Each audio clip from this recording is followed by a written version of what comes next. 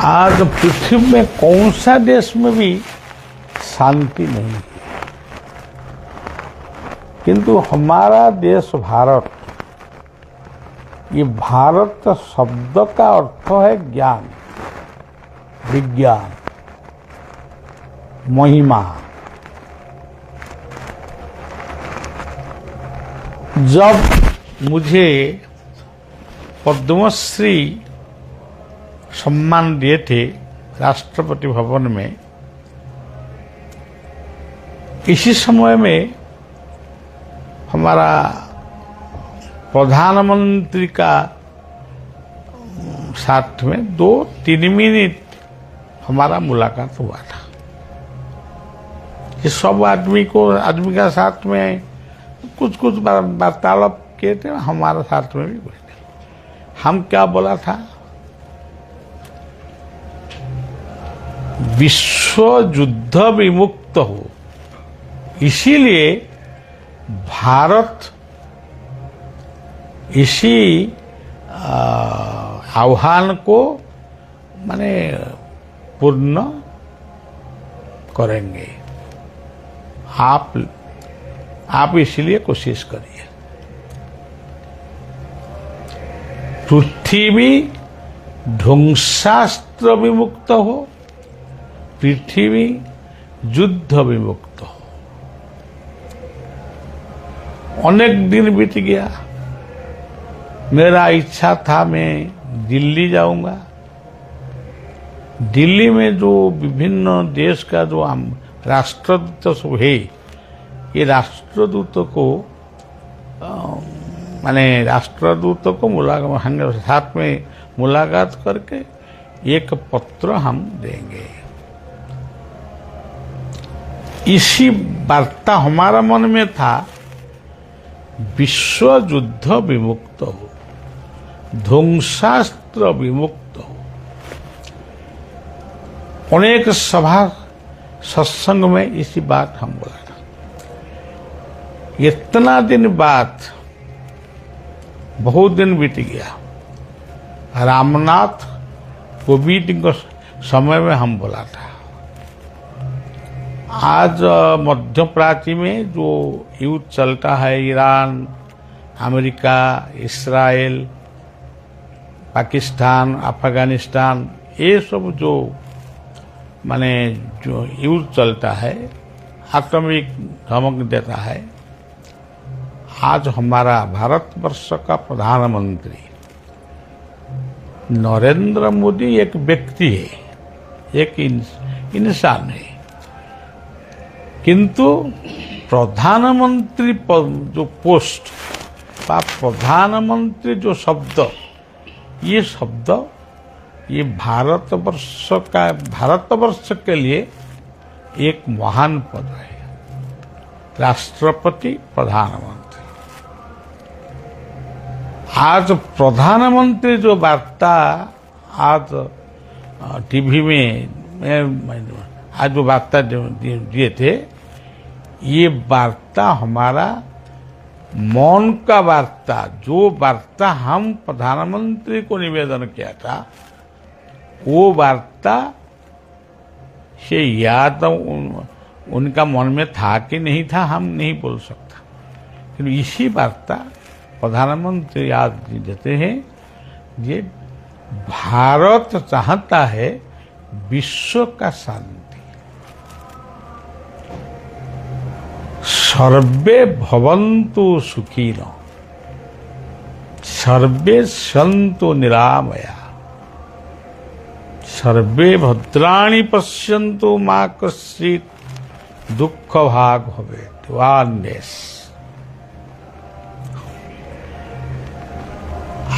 आज समाज पॉल्यूशन हो गया। क्या पॉल्यूशन हो गया? Environment pollution, climate pollution. वास्तव में पॉल्यूशन का रूट क्या है? Human pollution is the root of all. Human pollution. इसीलिए मेरा निवेदन है आप देखिए ये उताप का दिन आ गया, ठंडी का दिन चल गया। ये जो उत्ताप आज इतना उत्ताप बढ़ेगा, आदमी बहुत कष्ट पाएगा। ये कष्ट से कौन रक्षा करेंगे? ऐसी नहीं, पेड़, जंगल। आज टीवी में आप देखिए, अमुक जंगल में माने आग लगता है। आग को निभाने के लिए 2 घंटा समय चल गया। ये सब बात बाहुल्य, ये सब बात का मूल माने कुछ तत्व कुछ नहीं है। पेड़ लगाओ, जंगल को सुरक्षा करो। सब बोलता है समाज को गठन करो। समाज के हिसाब किस प्रकार समाज क्या गोटे एक पदार्थ है। जीवन को, परिवार को सुधारो। आपको बाल बच्चा को अच्छा इंसान करने के लिए कोशिश करो, प्रयत्न करो। संस्कार यदि बच्चा को बेटा हो बेटी हो यदि नहीं देंगे, ये फिर ये समाज में एक दुश्मन होकर माने कर्म करेंगे। दुश्मन ही आज दुश्मन ही अर्थ, किंतु मित्र है अर्थ। अर्थ मित्र है, अर्थ दुश्मन है। आज आप देखते हैं करोड़ों करोड़ों रुपया मिलता है, ये दुश्मन, यदि रुपया दुश्मन हो गया। जो आदमी ठीक समय में भोजन करके विश्राम लेता है, दूसरों को मदद करता है, वो आदमी मित्र हो गया। आपका पास में अर्थ है, इसलिए आप मदिरा पिएंगे, मीट खाएंगे, खाओ, लेकिन जीवन को, जीवन का सुरक्षा के लिए आपका बेटी को सुपरामर्श देने के लिए जो जरूरत है वही कार्य करो। समाज माने बदल जाएगा। समाज को बदलने के लिए आप कहेंगे हम रामचरित्र मानस करेंगे, कौन बोलेंगे हम भागवत बोलेंगे, कौन बोले हम गीता बोलेंगे। ये तो हमारा जन्म से 60 ईयर हम माने देख देख के आता है। कितना प्रवचन चलता है, ये प्रवचन में कुछ नहीं होगा। आज निशा, मादक, आज आदमी का चरित्र आप देखिए, शासन का व्यवस्था, शासन है, प्रशासन है, आईन भी है, हर समय में योजना भी होता है। अमुक योजना, अमुक योजना, सब योजना होता है, किंतु सबसे खतरा हो गया मानव का श्रृंखला। आज मानव दानव हो गया। इसी प्रकार आज विश्व अशांति आग में जलता है। ये अशांति आग से शांत होने के लिए हमारा इष्ट देव शिशु अनंत भगवान को, गुरुदेव को हम प्रार्थना किया, हे सर्वशक्तिमान निराकार, आप विश्व को शांति प्रदान करिए।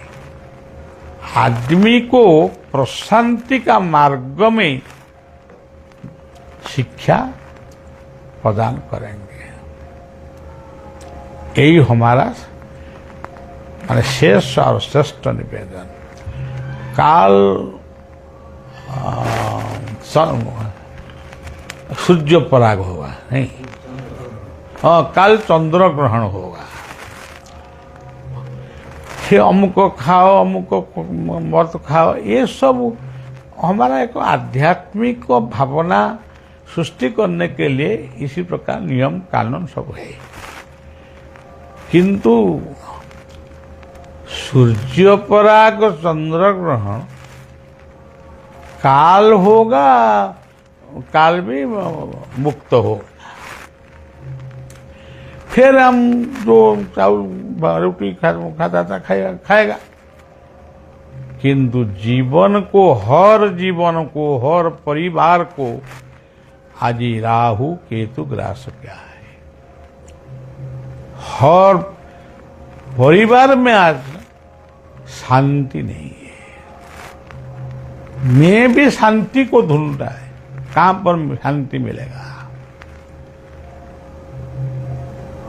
तो मेरा क्या उपाय क्या है?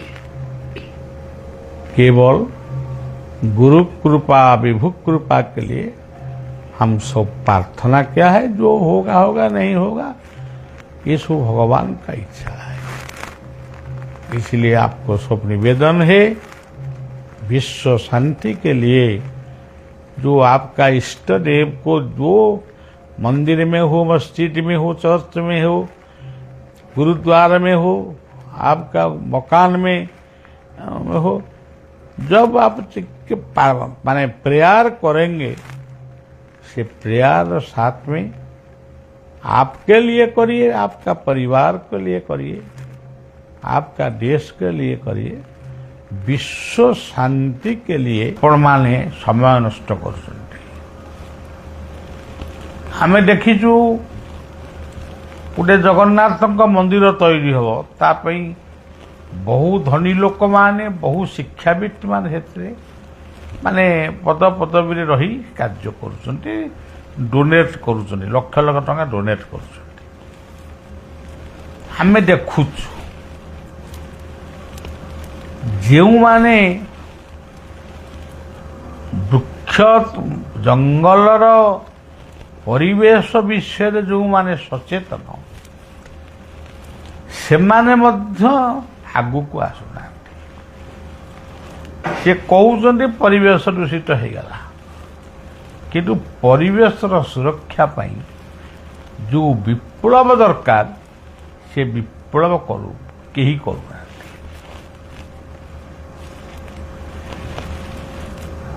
आज विभिन्न प्रकार दरमा वृद्धि,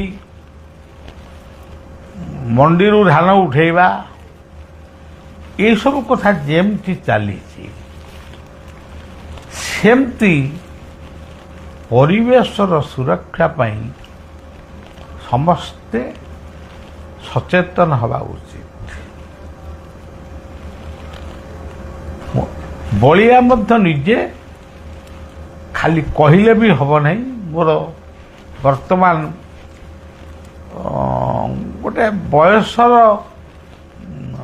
आकर्षण रही, कि बयसटा वर्तमान आउ एते कष्ट को टिके सही पारुनी। तथापि जो माने बलियार अनुगामी बा बलिया को भल पाउछन्ति, सेमानकु मध्य से विप्लव रे शामिल करेंगे। ये कथा को आप गोटे भावुथिबे जे बाबा कहू को एमती गोटे कही दउछ। मु ये कथा गीता भागवत रु ही कहूँ। वृंदावन चित्रकूट ये जो शब्द गुड़िक पंचवटी, यही जो कथा गुड़िक आमे पुराण रे पढ़ुछु, किंतु आज पंचवटी नहीं, वृंदावन खाली कोठा आ मंदिर, कोटी कोटी टंकार मंदिर जड़े जड़े सन्थ करिसेंती, कोटी कोटी।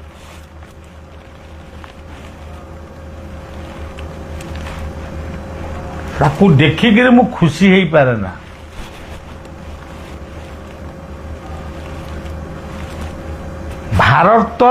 ଭାରତରୁ ବି ଜିନିଷ ଆଣି ନାହାନ୍ତି, ବାହାରୁ ଆଣିଛନ୍ତି।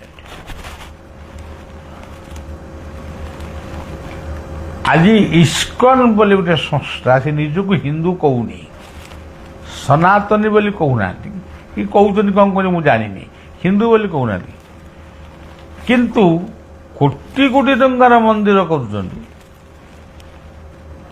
କିନ୍ତୁ କୋଟିଏ ଗଛ କୋଉଠି ଲଗେଇବା ପାଇଁ ଆହ୍ୱାନ ନାହିଁ। କେବଳ ମାଳା ଧର, ଏ ଝୁଲାରେ ମାଳା ପୁରେଇକି ଜପ କର, କୀର୍ତ୍ତନ କରିକିରି ନାଚ। ତାହେଲେ ଆପଣ କୁହନ୍ତୁ, ପୃଥିବୀରେ କୋଉମାନଙ୍କର ଦାୟିତ୍ୱ ଏ ପୃଥିବୀକୁ ରକ୍ଷା କରିବା? ସଂସାରୀମାନେ ତ ତାଙ୍କ ଜଞ୍ଜାଳରେ ସେ ବ୍ୟସ୍ତ। ଆମେ ଯିଏ ସଂସାର ଛାଡ଼ିକିରି ଗୋଟେ ଆସିଲୁ, ନିଜକୁ ଆମେ ବୈଷ୍ଣବ ବାବାଜୀ କ'ଣ କହିଲୁ, ଆମ କାମ କ'ଣ? ସାଧନ ଭଜନ ବି ଆମେ କରୁନୁ, ପୋଷାକ ପିନ୍ଧିକିରି ଆମେ ନାଚୁଛୁ। ଶିବ ମନ୍ଦିର କରିବେ ବୋଲି ଗୋଟେ ଜଙ୍ଗଲ ସଫା କରିବେ, ଜଗନ୍ନାଥଙ୍କ ମନ୍ଦିର କରିବେ, ଜଙ୍ଗଲ ସଫା କରିବେ। କେବଳ ସେ ଜଙ୍ଗଲ ଉପରେ ଏତେ ରାଗ କାହିଁକି? ଗଛ ଉପରେ ଏତେ ରାଗ କାହିଁକି? ତାପରେ ଜୀବନକୁ ସୁସ୍ଥମୟ କରିବାକୁ ହେଲେ ନିଜେ ଭଲ ବାଟରେ ଗଲେ ତ ଆପଣମାନେ ଆପଣଙ୍କ ପିଲାମାନଙ୍କୁ କିଛି ବୁଝେଇବେ।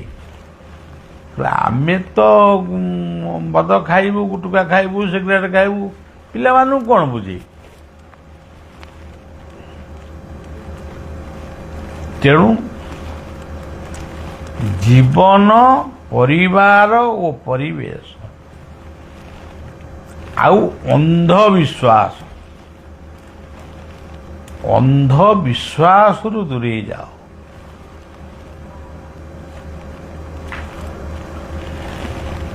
ଗୋଟେ ସୁଧି ଘର ହେଲା,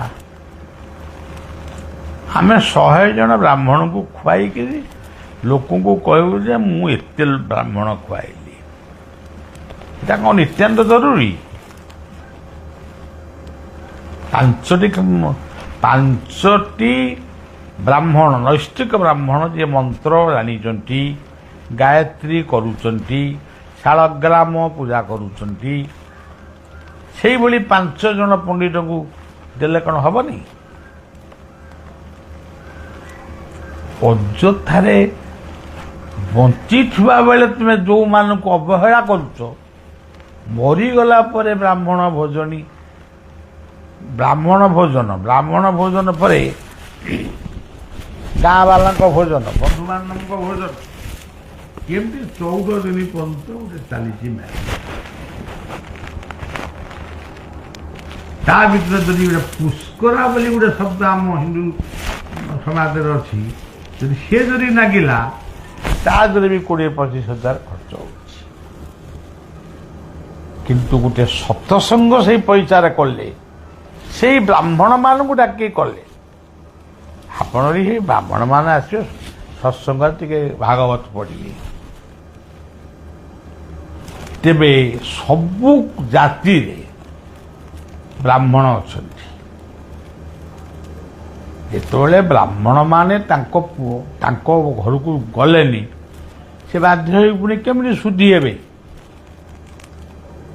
ସେ ନିଜକୁ ହିନ୍ଦୁ ବୋଲି କହୁଛନ୍ତି, ସନାତନୀ ବୋଲି କହୁଛନ୍ତି, କିନ୍ତୁ ତାଙ୍କ ଘରେ ସେ ପିଣ୍ଡ, ଶ୍ରାଦ୍ଧ, ସତ୍ୟନାରାୟଣ ପାଲା କିମ୍ବା କୌଣସି କଥାକୁ ବ୍ରାହ୍ମଣମାନେ ସେଟାକୁ ଯିବେ ନାହିଁ। ଆଜି ବି ସେ କଥା ଅଛି। ତାହେଲେ ସେ ବାଧ୍ୟ ହେଇକି ଖ୍ରୀଷ୍ଟିଆନ ହେଇଯାଉଛନ୍ତି। କ'ଣ କଲେ ସେମାନେ ଗୋଟେ ବାଟକୁ, ସେମାନେ ସେ କଥାରେ ଆମର ସ୍ନେହ, ଶ୍ରଦ୍ଧା, ମମତା ପାଇବେ, ସେ କଥା କେହି ଚିନ୍ତା କରବେ। ତାଙ୍କର ବି ବ୍ରାହ୍ମଣ ଅଛନ୍ତି, ସିଏ ତାଙ୍କର ମନ୍ତ୍ର ଫନ୍ତ୍ର ପଢ଼ିକି ଯାହା କରୁଛନ୍ତି, ସେଇଥିରେ ବାହାଘର ହେଉଛି, ସେଇଥିରେ ପାପର ପ୍ରାୟଶ୍ଚିତ ହେଉଛି। ଆପଣ ନିଜେ କୁହନ୍ତୁ, ଆମେ ନିଜକୁ ପାଟି କରି ବଡ଼ ପାଟିରେ ଛୋଟ ପାଟିରେ କହୁଛୁ ସନାତନୀ ହିନ୍ଦୁ, କିନ୍ତୁ ଆପଣମାନେ ନିଜେ ବିଚାର କରୁ ସନାତନୀ ହିନ୍ଦୁ କିଏ? କ'ଣ ଏଇ ବ୍ରାହ୍ମଣ କ୍ଷତ୍ରିୟ ବୈଶ୍ୟ ପର୍ଯ୍ୟନ୍ତ? ଯେଉଁମାନେ ସମାଜର ସେବକ, ସେବକମାନଙ୍କୁ କାହିଁ ଉପେକ୍ଷା କରାଯାଉଛି? ପ୍ରଥମ ଶୂଦ୍ର ହେଉଛନ୍ତି ରାଷ୍ଟ୍ର ସେବକ, ଦ୍ୱିତୀୟ ଶୂଦ୍ର ହେଉଛନ୍ତି ଯିଏ ଆମର ସବୁ ମାନେ ପରିଷ୍କାର ପରିଚ୍ଛନ୍ନ କରୁଛନ୍ତି ବା ଯେଉଁଟା କୁହାଯାଉଛି ସ୍ୱଚ୍ଛ ଭାରତ। ଆଉ ଗଙ୍ଗା ନଦୀରେ ଯିଏ ମୁର୍ଦ୍ଦାର ଭସଉଛି, ଗଙ୍ଗାକୁ ଆଡ଼େ ନମସ୍କାର କରୁଛି, ଗଙ୍ଗା ନଦୀରେ ମୁର୍ଦ୍ଦାର ଭସଉଛି। ବୈତରଣୀକି ପୂଜା କରୁଛି, ବୈତରଣୀ ନଦୀରେ ମୁର୍ଦ୍ଦାର ପୋତୁଛି। ଏମାନେ କ'ଣ ତାହେଲେ? ଇଏ କୋଉ ଜାତୀୟ ଲୋକ? ଅନ୍ଧବିଶ୍ୱାସର ଲୋକ। କୋଉ ଶୂଦ୍ର ପାଖରେ ପବିତ୍ରତା ନାହିଁ? ଗୁରୁବାର ମାଣବସାରେ ଶ୍ରୀୟା ଚାନ୍ଦାରୁଣୀର କଥାକୁ କାହିଁ ପଢୁଛ? ଲକ୍ଷ୍ମୀ ପୁରାଣ ଯଦି ପଢିଲ, ଶ୍ରୀୟା ଚାନ୍ଦାରୁଣୀର କଥା କେମିତି ଭୁଲି ଯାଉଛ? ଏବଂ ଯେତେବେଳେ ଲକ୍ଷ୍ମୀ ଫେରୁଛନ୍ତି ବଡ଼ ଦେଉଳକୁ, ସେ ଉପାଖ୍ୟାନଟି ମୁଁ କହୁଛି, ସେତେବେଳେ ସେ କ'ଣ କହିଛନ୍ତି? ଆଚାନ୍ଦାଳ ବ୍ରାହ୍ମଣ ଆମେ ଏକତ୍ର ଭୋଜନ କରିବୁ ଆନନ୍ଦ ବଜାରରେ। ଆମେ କରୁଛୁ କି? ପ୍ରକୃତରେ କରୁଛୁ କି? କେବଳ ଆମ ଘରେ କେମିତି ଧନ ବଢ଼ୁ ସେଥିପାଇଁ ଆମେ ଲକ୍ଷ୍ମୀ ପୂଜା କରୁଛୁ। ଲକ୍ଷ୍ମୀ ପୂଜା ହେବା ଉଚିତ, କିନ୍ତୁ ତାର ଅର୍ଥ ନୁହେଁ ଯେ ଏଇ ସବୁ ଘୂଣ୍ୟ ମନୋଭାବ ରଖି ହୀନ ମନ୍ୟତାରେ ଅସଦାଚାର ବୃତ୍ତି କରି ଆମେ ଲକ୍ଷ୍ମୀ କେବେ ହେଲେ ଆସିବେନି। ଯେଉଁମାନେ ଲାଞ୍ଚୁଆ ମିଛୁଆ, ସେମାନେ କ'ଣ ଲକ୍ଷ୍ମୀ ପୂଜା କରିବେ? ଲକ୍ଷ୍ମୀ କି ଚୋରି କରୁଛନ୍ତି, ସିଏ ହେଉଛନ୍ତି ଲକ୍ଷ୍ମୀ ଚୋର। ଯେମିତି ଗୋଟେ ରାବଣ ସୀତାଙ୍କୁ ବହୁତ ସମ୍ମାନ ଦେଲେ ବି ରାବଣ ନାଁରେ ଗୋଟେ ଅପବାଦ ଅଛି ସୀତା ଚୋର। କିନ୍ତୁ ସେମିତି ଏ ସମାଜର ଚୋର ହେଉଛନ୍ତି ଯେଉଁମାନେ ଲାଞ୍ଚୁଆ, ଲାଞ୍ଚ ନ ନେଲେ ଯେଉଁମାନେ କାମ କରନ୍ତି, କୋଟି କୋଟି ଟଙ୍କା ରଖିକିରି ସମାଜରେ ଗୋଟାଏ ନିଜକୁ ପ୍ରତିଷ୍ଠା କରନ୍ତି। ତାଙ୍କ ପିଲାମାନେ କାହିଁ ଆଉ ପାଠ ପଢ଼ିବେ? ତାଙ୍କ ସେ ପଇସା ଭୋଗ କରିବେ। ଆଉ ଅକସ୍ମାତ ଧରା ପଡ଼ିଯାଉଛନ୍ତି ବହୁତ କଥା ଆପଣମାନେ ଟିଭି ପରଦାରୁ ଜାଣୁଛନ୍ତି। ତେବେ ସଜ୍ଜନ, ମଦ୍ୟ ମାଦକଟା କଥା ଖାଲି କହିଲେ ହେବ ନାହିଁ। ପରିବାର ଗଠନ କରିବା, ପରିବେଶର ସୁରକ୍ଷା କରିବା, ଆଉ ଗୋଟେ ବଡ଼ ନିଶା ଆମ ଭିତରେ ଘାରିଛି, ଖାଲି ଯୋଉଠି ପାଇଲେ ସେଇଠି ମନ୍ଦିର, ସେଠି ହନୁମାନଙ୍କ ମୂର୍ତ୍ତି। ଗୋଟିଏ ଗ୍ରାମ ଦେବତୀ ମନ୍ଦିର କଲ ଭଲ, ଗଛ କେତେଟି ଲଗେଇଲ? ଆଗରୁ ସବୁ ଗଛରେ ଆମେ ଗ୍ରାମ ଦେବତୀକି ପୂଜା କରୁଥିଲୁ। ଗଛ କାଟି ଯଜ୍ଞ କରୁଛ, କିନ୍ତୁ ଶିକ୍ଷାବିତ୍ ମାନେ ଚିନ୍ତନ କରିବେ ଏ କଥାକୁ। ଯେଉଁମାନେ ଶୁଣୁଛନ୍ତି ସେମାନେ ତାଙ୍କ ପାଖରେ ଥିବା ଶିକ୍ଷାବିତ୍କି ପଚାରିବେ, ଗଛ କାଟି ଯଜ୍ଞ କରିବେ, ସେ ଯଜ୍ଞ ଫଳ ଦବ କି? ଯେତିକି ଗଛ କାଟିଲ ସେ କେତେ ପାପ ଅର୍ଜନ କଲ, କେତେ ଅମ୍ଳଜାନ ନଷ୍ଟ କଲ, ପୁଣି ଯଜ୍ଞରେ ସୁଆ କରି ନିଆଁ ଜଳିଲା, ସେଥିରେ ବି କେତେ ଅମ୍ଳଜାନକୁ ପୋଡ଼ିଲ। ମନ୍ଦିର ଗଢ଼ ଯେତିକି ଦରକାର ଗଢ଼। ଖାଲି ବାବାଜୀ ମାନେ ବାବାଜୀ ହେଇଗଲା ମାନେ ସେ ତାଙ୍କ ଭାବୁଛନ୍ତି କେବଳ ମାନେ ମନ୍ଦିର ଗୁଡ଼ାଏ କରିଦେଲେ ଲୋକ କହେ ମୋ ସ୍ମୃତି ରହିଯିବ। ଏବେ ଜଣେ ବାବାଜୀ ମୋ ପାଖକୁ ଆସିଥିଲେ, ସେ ଜଗନ୍ନାଥ ମନ୍ଦିର କରୁଛନ୍ତି। ମୋତେ କହିଲେ ଟିକେ ସାହାଯ୍ୟ କରିବେ। ହଉ ଯାହା ଆମ ପାଖରେ ଥିବ ଦେବା। ଦେଲି ମଧ୍ୟ କିଛି, ସେଟା ତାଙ୍କ ମନକୁ ଗଲାନି।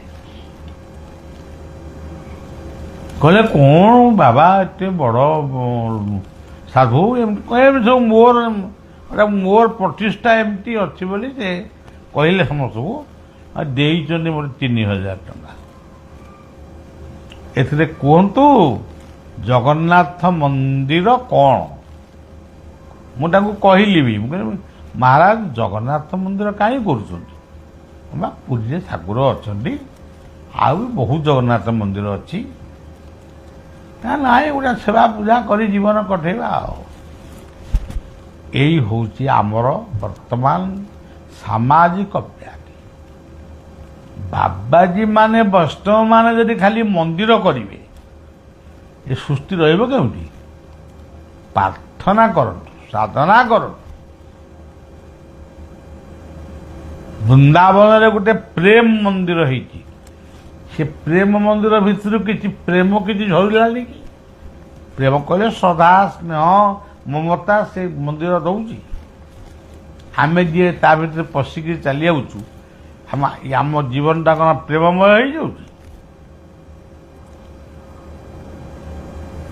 ତେଣୁ ଯାହାକୁ କହିଲେ ବି ସେ ଗୋଟେ ଭୁଲ।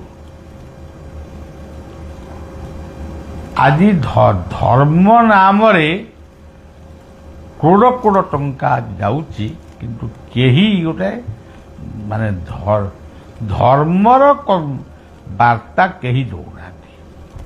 ସେ ଖାଲି ମନ୍ଦିର ବାର୍ତ୍ତା ଦେଉଛନ୍ତି।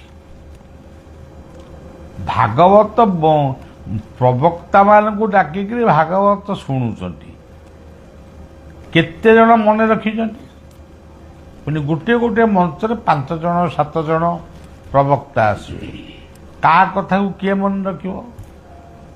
ମାନେ ଲୋକ ଦେଖାଣିଆ ପ୍ରବଚନ ଚାଲିଛି। କାହିଁ ଜଣକୁ ଡାକିଲେ କ'ଣ ହବନି? 2 ଜଣଙ୍କୁ ଡାକିଲେ କ'ଣ ହବନି? 5-7 ଜଣ। ତା ଭିତରେ ଯଦି ମନେ ପଡ଼ିଯାଉଛି ଆରେ ବଳିଆ ବାବା ଟିକେ କ'ଣ କହୁଛନ୍ତି, ତାଙ୍କୁ ଡାକିଲେ ଆଉ ଟିକେ ଅଧିକ ଲୋକ ହେବେ, ବଳିଆକୁ ଆସି କହୁଛନ୍ତି। ତେଣୁ ଏସବୁ କଥା ଛାଡ଼ି ସମାଜ ସଂସ୍କାରର ପାଠ ପଢ଼। ଯେଉଁମାନେ ପାଠୁଆ ପୁଅ ଝିଅମାନେ ସେ ଆଉ ଗୋଟେ ପାଠ ପଢ଼ନ୍ତୁ। ଯେଉଁ ପାଠ ବଳିଆ କହୁଛି ସେ ପାଠ ହେଉଛି ଜୀବନ, ପରିବାର ଓ ପରିବେଶ। ଜାତିବାଦ ଉଠାନ୍ତୁ, ଜାତିବାଦ ଉଠାନ୍ତୁ। ମଣିଷବାଦ, ମାନବବାଦକୁ ପ୍ରତିଷ୍ଠା କରନ୍ତୁ। ମୁଁ କୌଣସି ବାଦକୁ ଅସମ୍ମାନ କରେ ନା, କିନ୍ତୁ ମୋ ବାଦ ହେଉଛି ବାସ୍ତବବାଦ। ମୁଁ ବାସ୍ତବବାଦକୁ ବିଶ୍ୱାସ କରେ। ଏହି ଆଶ୍ରମରେ ଯେଉଁ ମନ୍ଦିର ହେଇଛି, ଯଦି କେହି କହନ୍ତି ଏଇ ମନ୍ଦିରଟାକୁ ଆମେ ଏଇ ଗୋଟେ ଗଛ ଲଗେଇବୁ, ତାଡ଼ି ଦିଅ, ମୁଁ ତାଡ଼ି ଦିଅ ବୋଲି କହିଦେବି। ମନ୍ଦିରଟା ଯଦି ନାହିଁ, ଯଦି ବି କେଉଁ ସବୁ ଆମେ କରିଛୁ, ଏଇଟା କିଛି ନୁହଁ। ଲୋକଙ୍କ ରହିବା ପାଇଁ ଘର କରୁଛୁ। ହଉ କହୁ କହୁ ସମାଜର କୌଣସି ଲୋକଙ୍କୁ ମୁଁ ଆକ୍ଷେପ କରି କହୁନି, କୌଣସି ଧର୍ମ ମତକୁ ଆକ୍ଷେପ କରି କହୁନି। ସମସ୍ତେ ଆମର, ଆମେ ତାଙ୍କର। ତ ଯଦି କହୁଥିବି କି ଭାବୁଥିବି ଆକ୍ଷେପ, ସେଥିପାଇଁ ମୁଁ କ୍ଷମା ମାଗୁଛି। ଆପଣମାନେ କିନ୍ତୁ ବାସ୍ତବବାଦୀ ହୁଅନ୍ତୁ, ପରିବେଶ ପ୍ରେମୀ ହୁଅନ୍ତୁ। ପରିବାର ଗଠନ କରନ୍ତୁ, ଜୀବନକୁ ସୁସ୍ଥ ରଖନ୍ତୁ। ଏତିକି ନିବେଦନ କରି ରଖୁଛି। ଜୟ ଗୁରୁ, ଜୟ ଜଗନ୍ନାଥ।